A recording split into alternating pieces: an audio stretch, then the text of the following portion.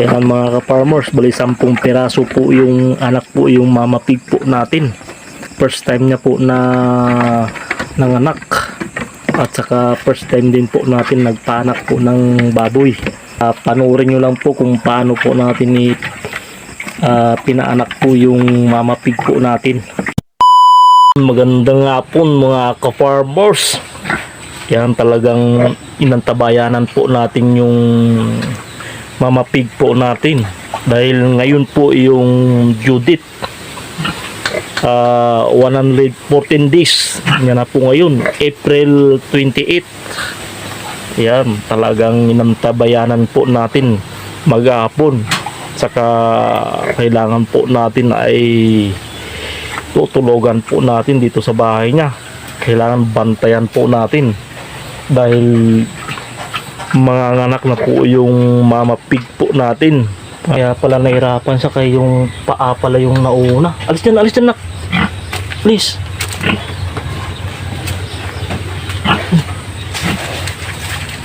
Yan. Yan po mga ka-farmers. Oh my God! Yan. Alis dyan. Oh, wow.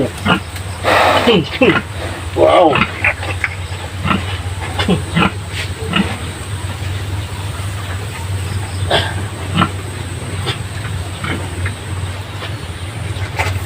Ayan na yung one. Baboy. So cute. We're so cute. Opo.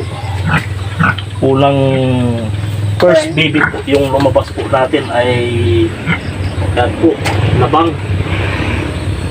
Ayan pala yung sugatan na baboy. Opo. Ayan. Liit na baboy. So cute. Cute.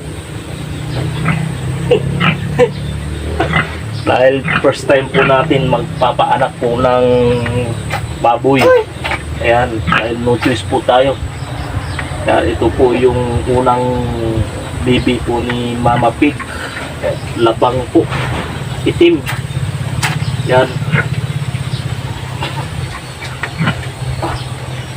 Ayan. First baby ni Mama Pig. Oh my God, Mama Pig na ganyan. Opo. So cute. So cute bala yan. Sabi ko bala kay ay nag-anak na. Sabihin mo dun.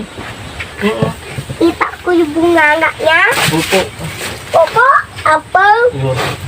Bakit ako dito? Ay, kapangit yung tayo na. Please, nakapangit. Yan po mga ka-farmers. Unang baby po ni Mama Pig po natin. Natanggal na po yung kanya. Pusod niya. Lumalabas naman po yung pangalawang baby niya po. Oh, another one. Another one. Good. Karami pa yan. Labang. So many pigs. Tawagin mo na si nanay doon. Andyan na. Oo.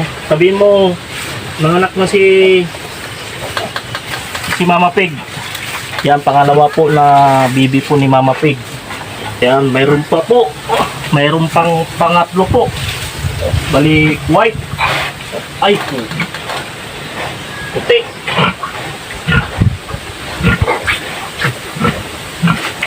Lalo ko lang magtayo ito mga ipit.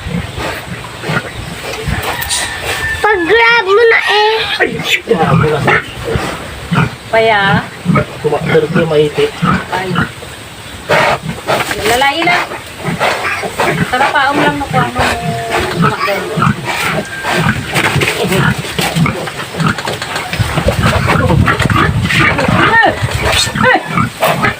Ipangakam dyan, bebe na din. Alam mo. Bakit may anak now? Pang-apat. Labang. White yan, Pam? White yan? White yan? Oh no. Wala yan. Oh my God! Nay. Punin mo na yun. Back. Wala din mahulog ha. Ay, biyag. Punas-punasan nyo pa eh. Ayan mga ka-farmers, bali 10 piraso po yung anak po yung mama pig po natin. Ayan, first time niya po na nanganak. At saka first time din po natin nagpaanak po ng baboy. Ayan. 10 piraso po.